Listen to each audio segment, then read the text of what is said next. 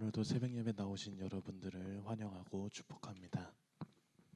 다 같이 찬송가 365장 하시겠습니다. 찬송가 365장입니다.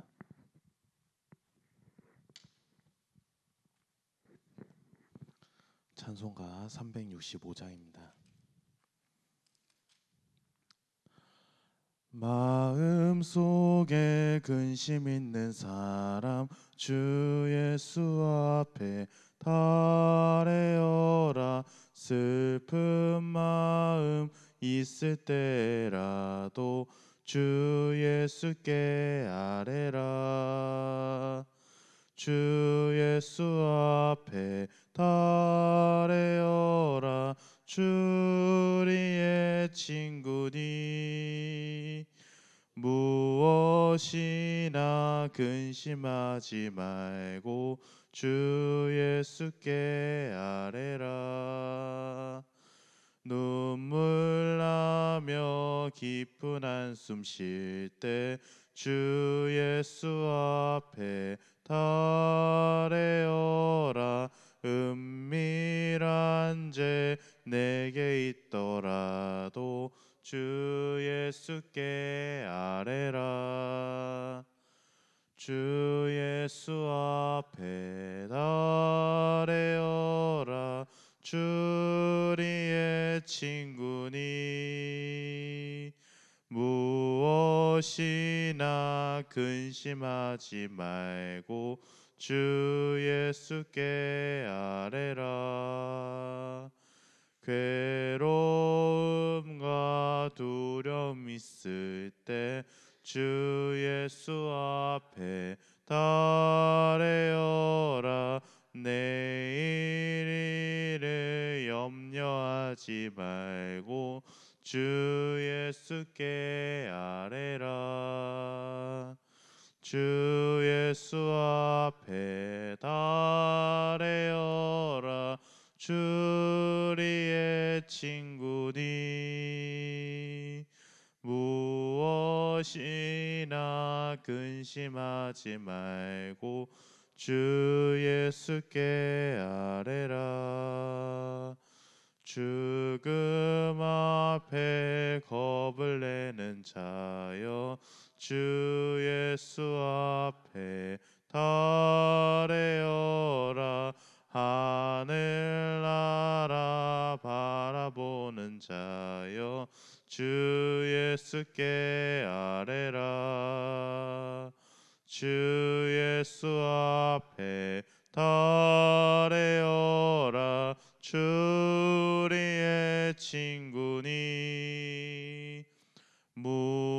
무엇이나 근심하지 말고 주 예수께 아뢰라.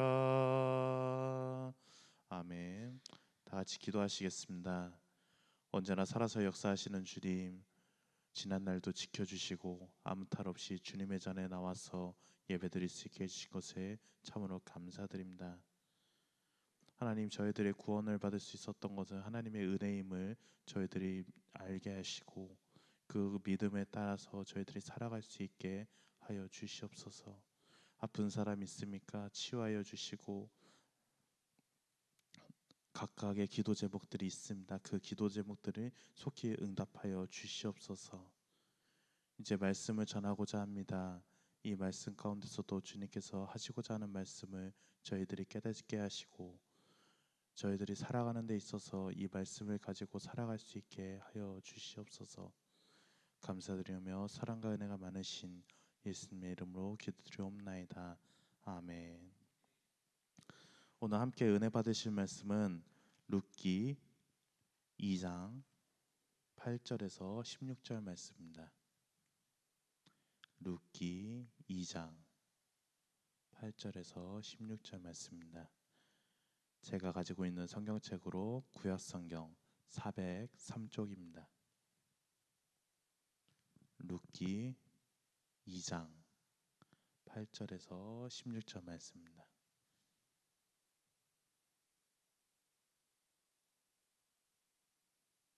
다 찾으신 줄 알고 한 절씩 교독하시면서 읽겠습니다.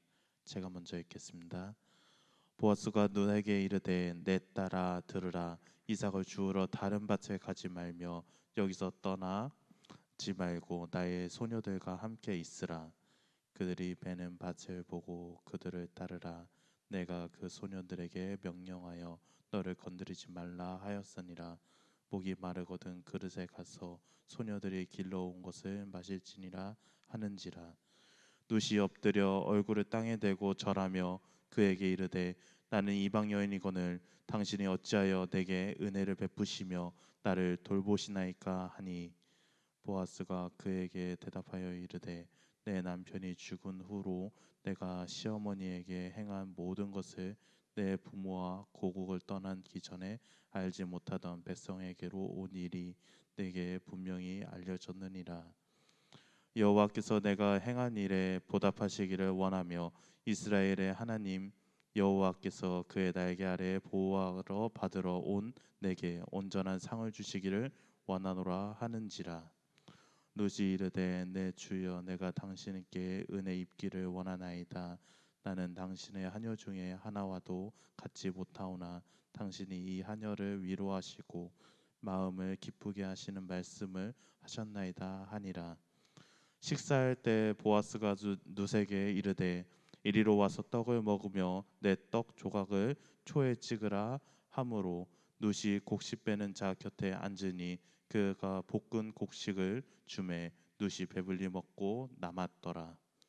룻이 이삭을 주우러 일어날 때 보아스가 자기 소녀들에게 명령하여 이르되 그에게 곡식단 사이에서 줍게 하고 책망하지 말며 또 그를 위하여 곡식 다밭에서 조금씩 뽑아 버려서 그에게 줍게 하고 꾸짖지 말라 하니라.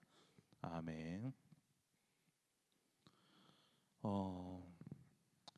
김춘수 시인이란 시인이 쓴 여러 시 중에 한 나의 하나님이란 시가 있습니다. 이 시의 내용을 겉으로만 보면 하나님에 대해서 매우 당돌하게 묘사를 했는데, 그러나 그 내면의 이미지와 상징을 보면 하나님은 인류의 죄를 다 뒤집어 쓰고 계신 슬픈 하나님이시며 인간 세상의 모든 피해를 느끼시는 분이라는 메시지를 전달하고 있습니다. 하나님은 우리가 슬픈 일을 당하거나 비통에 빠졌을 때 하나님도 같이 슬퍼하시고 계시며 비통해하고 계시는 것입니다. 그런 하나님이 룻의 하나님이시며 오늘 저와 여러분의 하나님이신 것입니다. 하나님은 늘 우리와 가장 가까이 계십니다. 하나님은 우리가 잘 되기를 원하십니다. 그런데 하나님께서 은혜를 주실 때 하나님이 우리에게 바라시는 것이 한 가지 있습니다. 우리가 말로만 믿는 것이 아니라 삶으로서 믿는 것을 바라십니다. 그리고 그 믿음의 삶이라는 그릇에 은혜를 담아 주실 것입니다. 그러면 본문을 통해 룻의 하나님은 어떤 하나님일까? 그리고 오늘 저와 여러분들에게 하나님은 어떤 하나님일까요? 첫째로 하나님은 우리의 삶을 면면히 다 보고 계시는 하나님이십니다. 그리스도인들이 오해하는 것이 있습니다. 믿음만 있으면 끝이라고 생각하는 것입니다. 믿음만 있으면 어떤 죄를 짓더라도 믿음으로 다 용서된다고 생각하는 것입니다. 주로 이단들이 이러한 주장들을 많이 펼칩니다. 한번 예수를 믿어서 구원을 받으면 그 다음부터는 어떤 죄를 지어도 천국에 가는 데 문제가 되지 않는다는 주장이 그렇습니다. 그러나 믿음은 끝이 아니라 시작입니다. 우리가 예수님을 믿고 그리스도인이 되었다면 이제는 새 사람의 삶을 새롭게 시작해야 합니다. 그래서 믿음은 새로운 시작인 것입니다. 하나님은 우리가 그리스도 안에서 새로운 피조물로서 새로운 삶을 살기를 바라십니다. 고린도후서 5장 17절 말씀 보면 그런즉 누구든지 그리스도 안에 있으면 새로운 피조물이라 이전 것이 지나갔으니 보라 새 것이 되었도다 라고 말씀합니다. 예수님은 믿음이면 새로운 사람이 된 것이며 새로운 삶을 시작해야 한다는 메시지입니다. 그래서 하나님은 우리가 예수님을 믿어서 구원을 받은 성도가 된 이후에도 우리의 삶을 놓치지 않고 면면히 다 보고 계신 것입니다. 지금 이 순간에도 하나님은 저와 여러분들의 삶을 보고 계십니다. 보아스가 누세를 만나서 누세에게 말을 합니다. 11절 말씀 볼까요?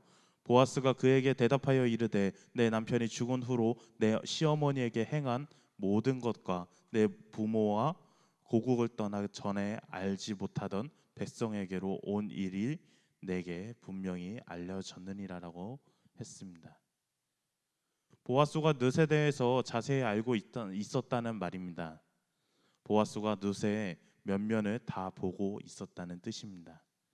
마찬가지로 하나님도 누세의 믿음의 삶의 면면이 다 보고 알고 계신 것입니다. 그래서 하나님은 룻을 보아스의 집으로 인도해서 은혜를 입게 하신 것입니다. 이처럼 룻의 하나님, 우리의 하나님은 범사에 우리 삶의 면면이 다 보고 계시는 하나님이십니다. 우리의 문제를 해결해 주시고 우리에게 필요한 것을 채워주시는 것입니다. 우리는 범사에 나를 살펴보고 계시는 하나님께 감사하고 찬양해야 합니다. 둘째로 하나님은 우리의 삶에 보답하시는 분이십니다. 하나님은 우리의 면면을 항상 보고 계시지만 기만 하는 것이 아닙니다. 우리의 삶에 보답하는 하시는 분이십니다. 보아스가 룻을 만나서 이렇게 말을 했습니다. 12절 말씀 보면 여호와께서 내가 행한 일에 대해 보답하시기를 원하며 이스라엘의 하나님 여호와께서 그의 날개 아래 보호를 받으러 온 내게 온전한 상 주시기를 원하노라 하는지라 라고 했습니다. 보아스가 룻에게 하나님께서 당신이 한 일을 다 갚아주실 것이라고 말했다는 것입니다. 마치 작은 새가 자기 어미 날개 아래로 피하듯이 당신이 하나님께 왔으니 이스라엘의 주 하나님께서 당신에게 넉넉히 보답하실 거라고 말을 합니다. 하나님께서 우리의 믿음의 삶을 보고 계시는 이유가 있습니다. 바로 믿음의 삶을 보답하시기 위해서입니다. 우리가 믿음으로 사는 모습을 보고 보답하시며 채워주시기 위해서 항상 우리의 믿음의 삶을 면면히 다 보고 계신 것입니다. 믿음으로 산다고 해서 세상적으로 언제나 잘 사는 것이 아닙니다. 어떨 때는 더 어렵고 더 힘들기도 합니다. 그럼에도 불구하고 우리가 믿음으로 견디는 그 모습을 하나님께서 보고 계십니다. 아무리 힘들고 어려워도 하나님의 말씀을 따라 살고자 하는 그 믿음의 삶의 모습을 보고 싶어 하시기 때문입니다. 그리고 그 믿음의 삶에 가장 합당한 보답을 내리십니다. 도와주시고 채워주심으로 믿음의 삶에 보답하십니다. 그래서 우리가 더욱 믿음의 삶에 힘써서 살아야 하는 것입니다. 우리가 이 세상에서 사는 삶에 혼자 힘만으로는 감당하기에 너무나 무겁고 고달픕니다. 그러나 우리가 아무리 힘들고 어려워도 믿음으로 살고자 최선을 다했을 때 하나님은 반드시 우리의 삶에 가장 합당하게 보답하십니다.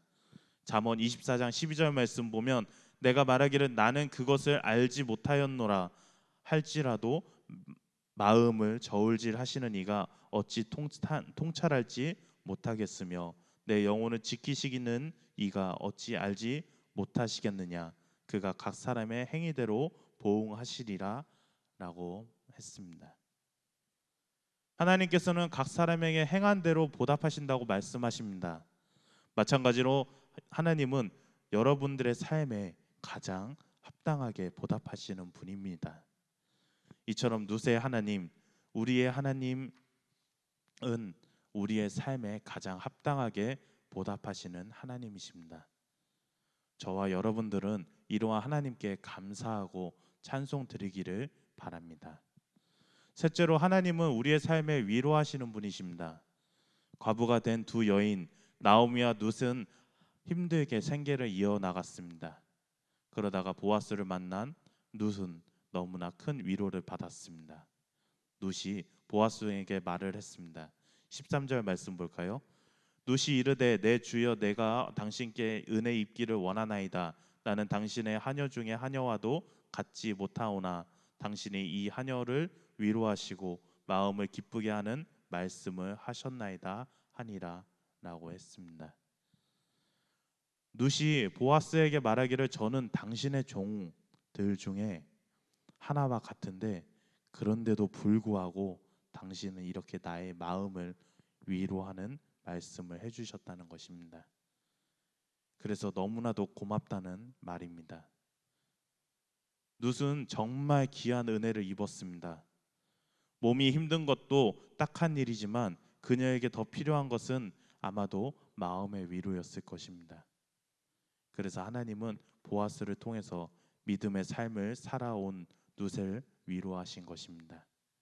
시편 86편 17절 말씀 보면 은총의 표적은 내게 보이소서. 그러면 나를 미워하는 그들이 보고 부끄러워 하오리니 여호와여, 주는 나를 돕고 위로하시는 이시니라 라고 했습니다. 하나님은 나를 돕고 위로하시는 분이라고 했습니다. 데살로니가 후서 2장 17절 말씀 보면 너희 마음을 위로하시고 모든 선한 일과 말에 굳건하게 하시기를 원하노라 라고 했습니다. 우리의 마음을 위로하시는 하나님이라고 했습니다. 이처럼 룻의 하나님, 우리의 하나님은 믿음으로 사는 우리의 몸과 마음과 지친 영혼을 위로하시는 분이십니다. 그 하나님께 감사하고 찬송을 드리시기를 주님의 이름으로 바랍니다. 이제 말씀을 맺으려고 합니다. 나에게 하나님은 어떤 분이신가를 깨닫는 것은 중요한 일입니다. 하나님은 우리의 믿음의 삶을 면면히 다 보고 계시는 분이시며 믿음의 삶에 보답하시는 분이시며 믿음의 삶을 위로하시는 분이시기 때문입니다. 아멘. 다 같이 찬송가 370장 하시겠습니다. 찬송가 370장입니다.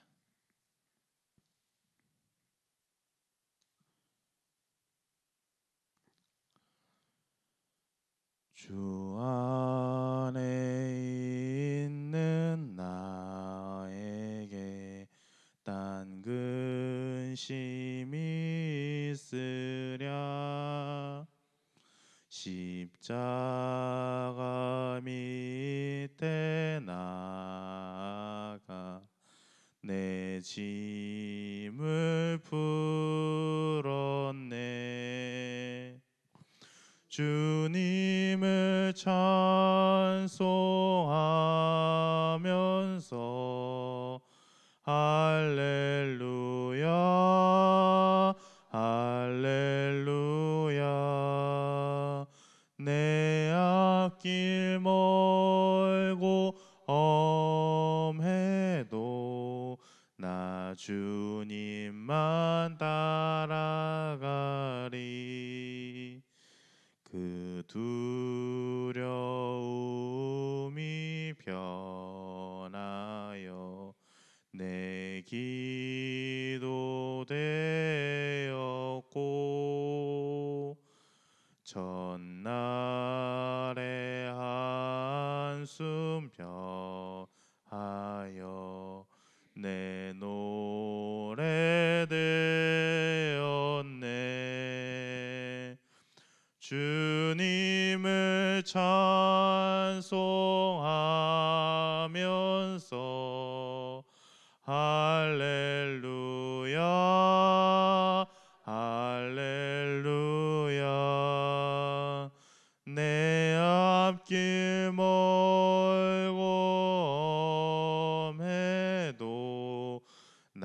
주님만 따라가리.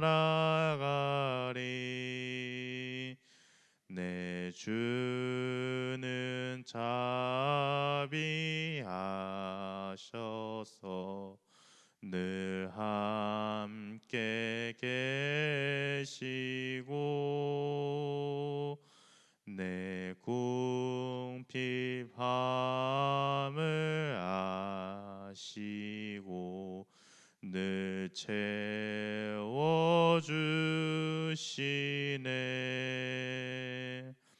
주님을 찬송하면서 할렐루야 할렐루야. 내 앞길 멀고 험해도 나 주님만 따라가리. 내 주와 맺은 언약은 영불변하시니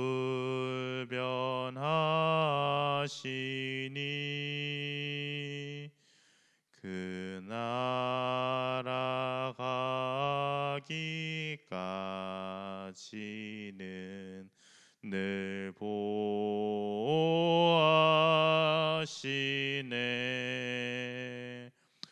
주님을 찬송하면서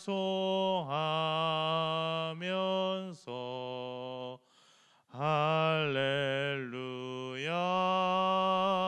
할렐루야. 내 앞길 멀고 험해도 나 주님만 따라